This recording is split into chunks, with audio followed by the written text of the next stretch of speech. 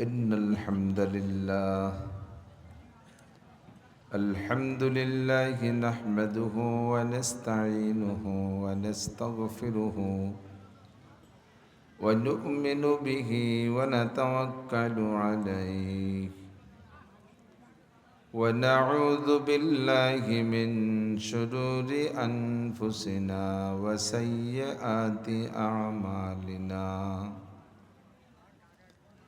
من يهد الله فهو المهتد ومن يضلل فلن تجد له وليا مرشدا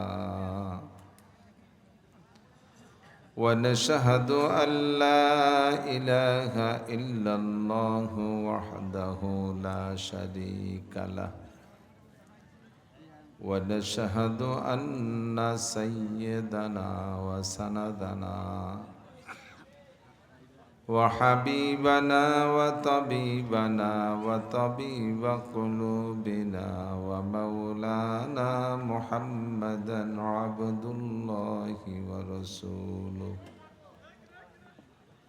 صلى الله تعالى عليه وعلى آله وأصحابه وبارك وسلم تسليما كثيرا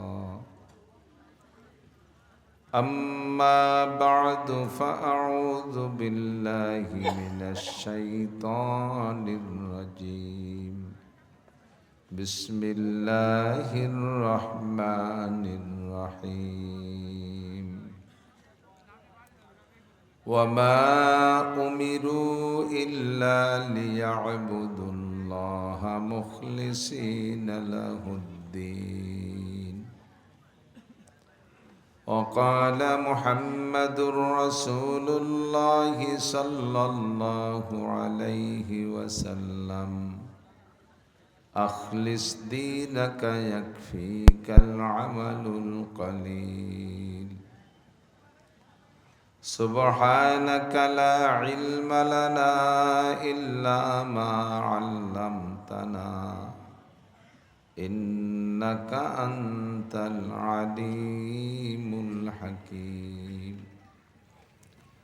رب اشرح لي صدري ويسر لي أمري واحلل عقدة من لساني يفقه قولي رب زدني علما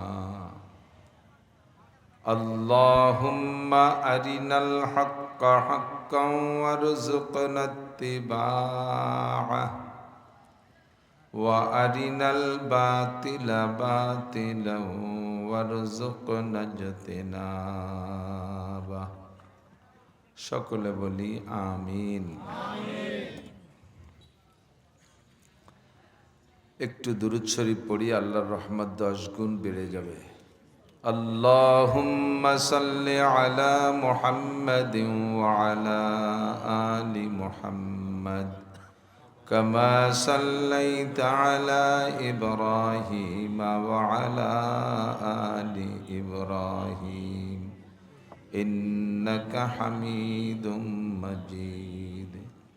اللهم بارك على محمد وعلى آل محمد كما باركت على إبراهيم وعلى آل إبراهيم إنك حميد مجيد। বাগিয়া উত্তরপাড়া গ্রামবাসীর উদ্যোগে আয়োজিত বার্ষিক তাফসীরুল কোরআন মাহফিল। মাহফিলের সম্মানিত সভাপতি জনাব মোহাম্মদ ওমর ফারুক মোল্লা, মদউ উলামায়ে কেরাম, বিভিন্ন মসজিদ থেকে আগত আইম্মায়ে মাসাজিদ, এলাকার মাদ্রাসার আজিজ আমতুলাবা, প্রাণপ্রিয় দেশবাসী, আল্লাহ তাবারাক ওয়া তাআলা শাহী দরবারে আমাদের পক্ষ থেকে পাঠাই অসংখ্য শুকর যে আল্লাহ পাক রব্বুল আলামিন আমাদেরকে সুস্থ রেখেছেন, আমাদেরকে বাঁচায় রেখেছেন। হাজারো লাখো নাফরমানি করা সত্ত্বেও রব্বুল আলামিন তার অসংখ্য নিয়ামত রাজি আমাদের উপরে অব্যাহত রেখেছেন। সবে মাত্র সৈয়দুস শুহুর, সমস্ত মাসের নেতা মাস রমজান মাস, 1 মাস যাবৎ শ্যাম সাধনার পরে হজের 3টি মাস, প্রথম মাস শাওয়াল মাস, ঈদুল ফিতরের মাস, গুনাহ মাপের মাস। এ মাসের বিশেষ মুহূর্তে আমাদেরকে এই সুন্দর আয়োজন করে হাক্কানি রব্বানি ওলামায়ে কেরামদের কাছ থেকে রাতের এতক্ষণ পর্যন্ত অনেক অনেক মূল্যবান কথা শোনার সুযোগ করে দিয়েছেন। অবশেষে শেষ অধিবেশনের অপেক্ষায় বসার সুযোগ করে দিয়েছেন, এজন্য শুকর আদায় করি আলহামদুলিল্লাহ। হযরত মাওলানা এতক্ষণ পর্যন্ত বয়ান করেছেন। যুবক মানুষ সুললিত কণ্ঠের অধিকারী, টানা একভাবে কণ্ঠ দিয়ে বয়ান করেছেন। অনেক অনেক ভালো কথা নিশ্চয় বলেছেন, আমরা শুনেছি। আল্লাহ পাক রব্বুল আলামিন এই ভালো কথাগুলোর পর আমাদের সকলকে আমল করার তৌফিক দান করুন। আমিন। জাননেওয়ালার অভাব নেই, মাননেওয়ালার অভাব। জানার চাইতে মানার গুরুত্ব অনেক বেশি। আল্লাহর দুনিয়ায় সবচেয়ে বড় জাননেওয়ালা যারা, নবী আলাইহিস সালাতু ওয়াস সালামের এই বাস্তব বডিটা সৃষ্টি করার আগে বডি সৃষ্টি করেছেন। এই মানবিক যে বডি, এটা হযরত আদম আলাইহিস সালাম থেকে শুরু। বাকি নূরে মুহাম্মাদি সাল্লাল্লাহু আলাইহি ওয়াসাল্লাম নামে যে একটা ব্যক্তিত্ব, এটার সৃষ্টি সব চাইতে আগে। একদিন হযরত জিবরিল আলাইহিস সালাতু ওয়াস সালাম নবী পাকের ঘরে আসলেন। তো বিভিন্ন সময় বিভিন্ন রূপ ধরে আসতেন। ফেরেশতাদের বৈশিষ্ট্য ইয়াতাশাক্কালু বিআশকালি মুখতালিফা, বিভিন্ন রূপে রূপান্তরিত হতে পারেন। ফেরেশতাদের মূল বডি হলো জিসমুন নূরানিয়ুন, নূরের একটা বডি, আলো। তো কখনো কখনো সাহাবাদের রূপ ধারণ করে আসতেন। বেশিরভাগ হযরত দেহিয়া কালবি রাদিয়াল্লাহু তাআলা আনহু ওনার রূপ ধরে আসতেন। সকলে খুব একটা চিনতেন না, জিব্রাইলকে চিনে পারতেন না। তো বারবার আসা যাওয়ার কারণে ফাতেমাতুজ জাহরা রাদিয়াল্লাহু তাআলা আনহা চিনে ফেলাইছে। তো হযরত ফাতেমা রাদিয়াল্লাহু তাআলা আনহা দেখা হওয়ার সাথে সাথে সাক্ষাতে সালাম দিয়ে বলতেছেন, আসসালামু আলাইকুম, ছোট কাকা কেমন আছেন? ছোট কাকারে আমাকে এই গোপালগঞ্জে ভাষায় দুদু কয় না, দুদুও কয়। দৈরে নেন ওই রকমই কয়েছে, দুদু কেমন আছেন? তো জবাব দিয়ে একটু বেজার বেজার ভাব। ওই অবস্থায় হুজুরের সামনে গেছেন। তো হুজুর বলতেছেন, জিব্রাইল আপনাকে তো আমি হাসি খুশি দেখি, আজকে একটু মলিন মলিন বেজার বেজার ভাব। তো জিব্রাইল বলতেছে, হুজুর ফাতেমা আমারে দুদু কইছে, ছোট চাচা বলছে। তো হুজুর বললেন, তাতে আপনার মন খারাপের কি আছে? তো জিব্রাইল বলতেছেন যে না, মন খারাপের না, বিষয় হলো যে আপনি তো কয় বছর জন্ম নিয়েছেন, আমার বয়স আপনার চেয়ে অনেক বেশি না? তো যার বয়স বেশি সে তো বড় হবে, বললি আমারে বড় কাকা বলতো, ছোট কাকা বলল। তো হুজুর বললেন, আপনার বয়স কত হবে? আমার তো আইডি কার্ড নাই, আর তো জন্ম নিবন্ধনেরও যুগ না। আমার এতটুকু একটা আইডিয়া আছে, এটার বয়স কত হবে সেটা আমি হিসাব করে দেখি নাই। তো এই পূর্বাকাশে আমি একটা তারকা উঠতে দেখতাম। এটা ৮০,০০০ বছর পরে একবার ওঠে। কত বছর? এইটাকে আমি ৮০,০০০ বার দেখছি উঠতি।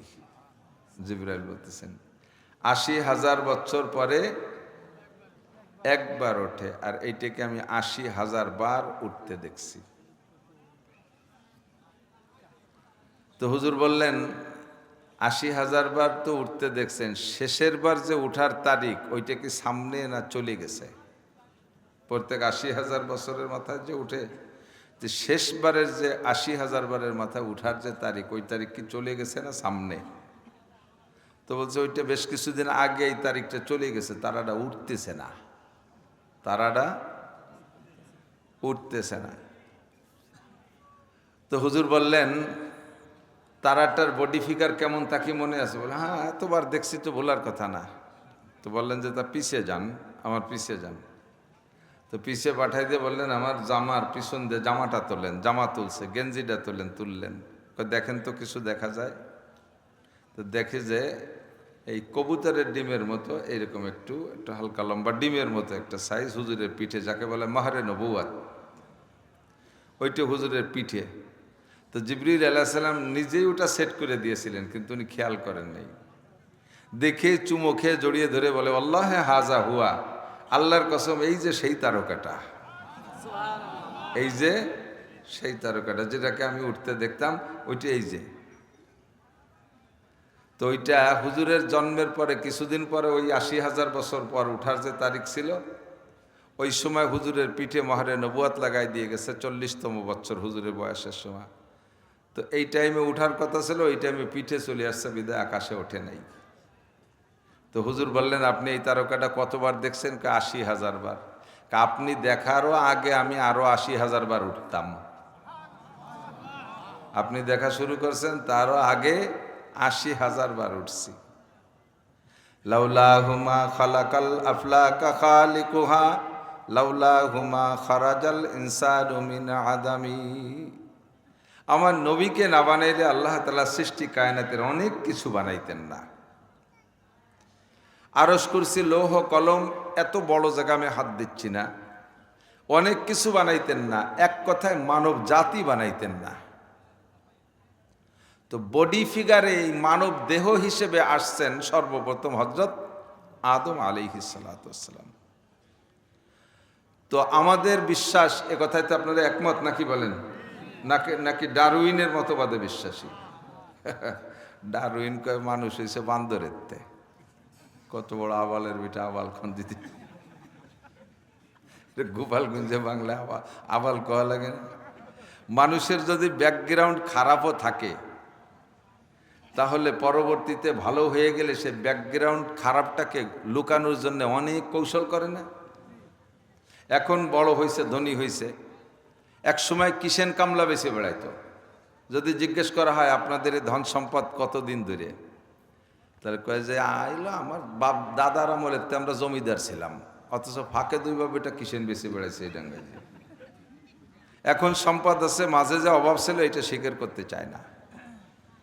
ব্যাকগ্রাউন্ড দুর্বল থাকলে সেটা মানুষের যে কোনোভাবে গোপন করার চেষ্টা করে। তো প্রাণী জগতে যত উশৃঙ্খল প্রাণী আছে তার মধ্যে অন্যতম হলো বান্দর। দেখছেন না বান্দরের আড্ডা? সুন্দরবনে গেলে দেখা যায়, চিড়িয়াখানায় গেলে দেখা যায়, এই আমাদের ফরিদপুরে মাদারীপুরে চর্মগুড়িয়ে গেলে দেখা যায়। কি যে বান্দরামি যারে কয়, বান্দরের মানে বান্দরামি। তো সে বান্দরের থেকে মানব জাতির সৃষ্টি, এই আকিদায় যদি কেউ বিশ্বাসী হন, অনেক জেনারেল শিক্ষিত ভাইরা ডারউইনদের এই সমস্ত মতবাদকে বিশ্বাসও করে, মুসলমান নামে মুসলমান। আপনি কিন্তু বেঈমান হয়ে গেছেন। আল্লাহ পাক নিজেই কোরআনে কারিমের ভিতরে বলেন, ইয়া আইয়ুহান নাসুত্তাকু রাব্বাকুমুল্লাযী খালাকাকুম মিন নাফসিন ওয়াহিদাতিন ওয়া খালাকা মিনহা যাওজাহা ওয়া বাত্তা মিনহুমা রিজালান কাসীরাও ওয়া নিসাআ ওয়াত্তাকুল্লাহাল্লাযী তাসাআলুনা বিহি ওয়াল আরহাম ইন্নাল্লাহা কানা আলাইকুম রাকীবা। আল্লাহ পাক বলেন, হে মানব জাতি, ইত্তাকু রাব্বাকুম, ভয় পাও তোমার রবকে। কাকে ভয় পাও? তোমার রবকে। কোন রবকে? যে রব আল্লাযী খালাকাকুম মিন নাফসিন ওয়াহিদা, যে রব তোমাদের গোটা মানব জাতিকে সৃষ্টি করেছেন মাত্র এক ব্যক্তি থেকে।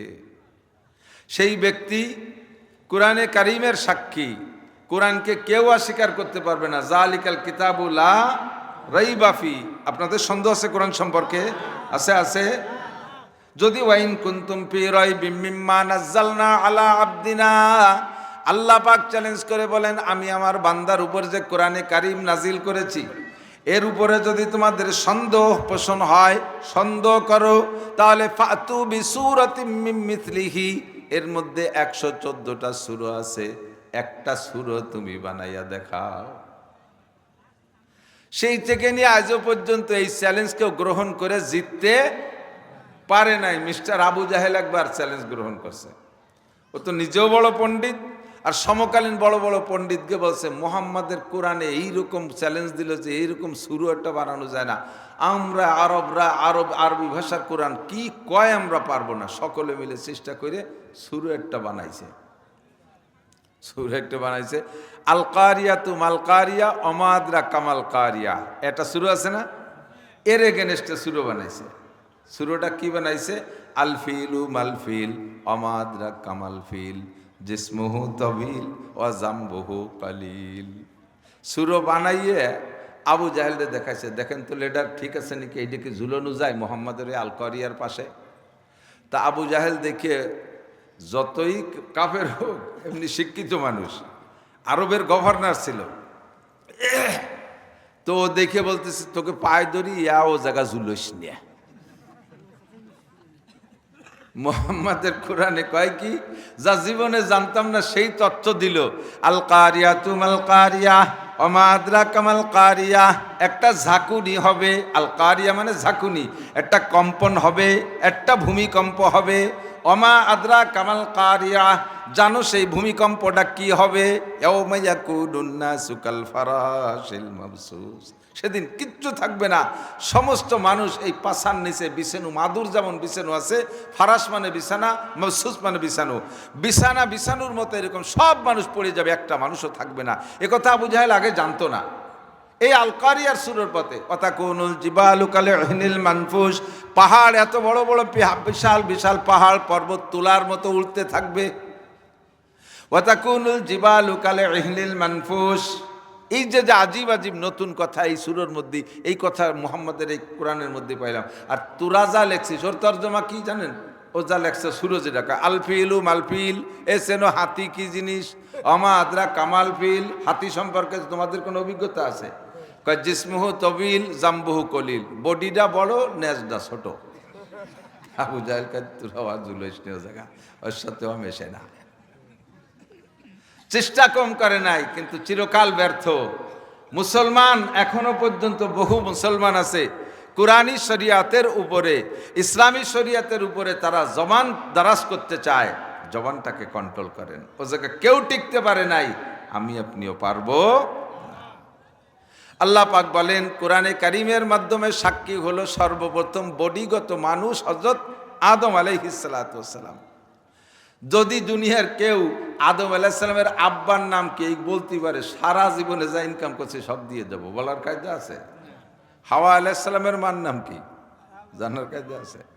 কি হিকমতে আল্লাহ তাআলা আদম আলাইহিস সালামের বাম পাশের এই বেকা হাড় দিয়ে, এই কথা এসে গেলি তো বলা লাগে বক্তাকে স্বভাব যা, এই বাম পাশের একটা হাড় বের করছে আদম আলাইহিস সালামের, বানাইয়া শুয়াইতেছে জান্নাতের ভিতরে, ঘুমিয়ে গেছে দুপুরবেলা ঘুমাইছে। ঘুমানোর আগে কেমন যেন একটু কেমন বিষণ্ণ বিষণ্ণ ভাব, একা একা তো কেউ নাই, বেহেশতের মধ্যে কেউ নাই, এই একাকী জিন্দেগিটা ভালো লাগতেছে না, ভিতর দিয়ে একটু ঘুমিয়ে গেছে। তো ঘুমের ভিতরে আল্লাহ পাক রব্বুল আলামিনের হিকমত, তিনি তো জানেন কি করবেন। ওই ঘুমের ভিতরে ফেরেশতার মাধ্যমে বাম পাশের একটা হাড্ডি বের করে নিয়েছে, ওই হাড্ডি দিয়ে একটা মহিলা বানাইয়া বাম পাশে বসায় রাখছে। আল্লাহ তাআলা আদম আলাইহিস সালামকে ডাইরেক্ট মাটি দিয়ে বানাইলেন, হাওয়া আলাইহিস সালাম রেখে আর এক খাবলা মাটি দিয়ে বানাতে পারতেন না, তা না বানাই এই জায়গার থেকে হাড় বের করে বানাইছে। তাও শরীরে তো অনেক সোজা সোজা হাড় আছে, এই যে এটুক সোজা, এই জায়গাতে এটুক সোজা, হাঁটুর ওই জায়গায় সোজা, কোমরের তেরান হাঁটু পর্যন্ত সোজা। এই সোজা জায়গাতে না নিয়ে এই যে পেটের সাথে যে রিক্সার চটার মতো যে চটা আছে, ওরই একখান চটা নিয়ে বানাইছে। কেন বানাইলেন? মানুষের অন্য মাটি দিয়ে হাওয়ারে বানাইলে বানাইতে পারতেন, তো দুই মাটির ভিতরে সম্পর্ক অতটা ভালো হতো না। যাকে বানানো হবে সে হবে এনার স্ত্রী, স্বামী আর স্ত্রীর ভিতরে বিশাল ভালোবাসা আর আন্তরিকতা তৈরি করার জন্য আঙ্গিক সম্পর্ক, দেহের অঙ্গে অঙ্গে যে সম্পর্ক, আপনার নিজের একটা অঙ্গের প্রতি আপনার যে ভালোবাসা আর একজনের অঙ্গের প্রতি ওই ভালোবাসা কোনোদিনও হবে না, যত বড় ক্লোজ ফ্রেন্ড হোক না কেন, নিকটতম বন্ধু হোক। তো নিজের অঙ্গের সাথে যে ভালোবাসা আর দরদ আর ব্যথা, এটা আর কাহারোর সাথে হয় না। এই জন্য স্ত্রীটার সাথে স্বামীর এই ভালোবাসা গাঢ় তৈরি করার জন্য আল্লাহ তাআলা বাম পাশে থেকে একটা হাড্ডি বের করে বানাই দিয়েছে। তবে হাড্ডিটা বেঁকা, হাড্ডিটা বিটিরা শুনলি এবার রাগিয়ে ঠিকই না যাই। সৃষ্টিগতভাবে আল্লাহ তাআলা নারীদের মেজাজের মধ্যে একটু বেকামি বানায় দিছে। বউডার মেজাজ, মহিলাদের মেজাজ একটু বেকা। মহিলারা বড় হঠাৎ বুদ্ধির অধিকারী, একেবারে হঠাৎ বুদ্ধির অধিকারী। এই যুবকরা খেয়াল রেখো, তোমারে ফুলই ফালাইয়া প্রেম করাইয়া একটা জায়গা মতো নিয়ে যাবে, অ্যাডভান্স তিনিই হয়েছেন, তিনিই তোমারে তৈরি করেছেন। ফোন করে, টাকা দিয়ে, পয়সা দিয়ে, ইত্যাদি করে করে মোটামুটি তোমারে কনভার্ট সেই করছে।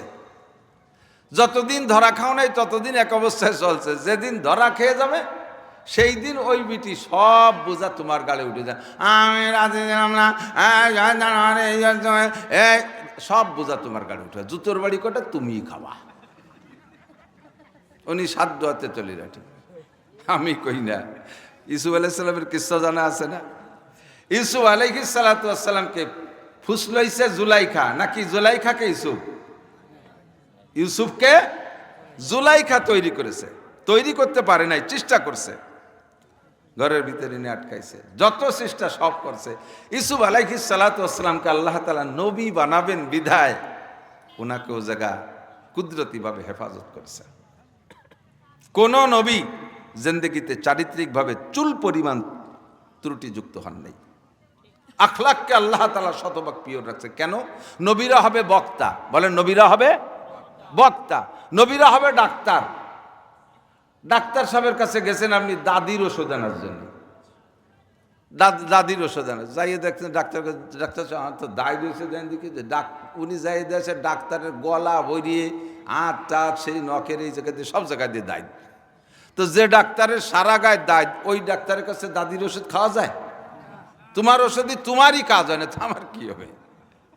মধুখালীতে উঠছি, মাগুরা যাব বাসে, যেরকম বাসে চলতাম, উঠে দিয়ে যে এক চাচা দাঁতের মাজন বেচতেছে, বাসের শব্দে কিছু বোঝা যায় না, আর ওনারও গালে দাঁত নাই, দাঁত ছাড়া মানুষের কথা স্পষ্ট হয় না, চাউমাউ খাউমাউ করতেছে। আমি তাই করলাম যে চাচা কি কর? কয় বাবা এই দাঁতের মাজন যে দাঁত মাজলি মরার পরও দাঁত পড়ে না। আমি বললাম যে এই বেচা শুরু হচ্ছেন কি আপনার কটা পড়ার পরে? কতদিন বেছেন? 30 বছর। বলে মিথ্যে কথা কইয়া আর সারি জাতি পারতে চান না। আমার মতো একটুক বুদ্ধি যার আছে সে জীবনে আপনার ওই দাঁতের মাজন কিনবে না। আমি বুঝিয়ে ফেলাইছি যেই মাজনে তোমার দাঁত ঠেকাতে পারে নাই, ওই মাজনে আমার দাঁতও ঠেকাইতে, ঠিক কি না?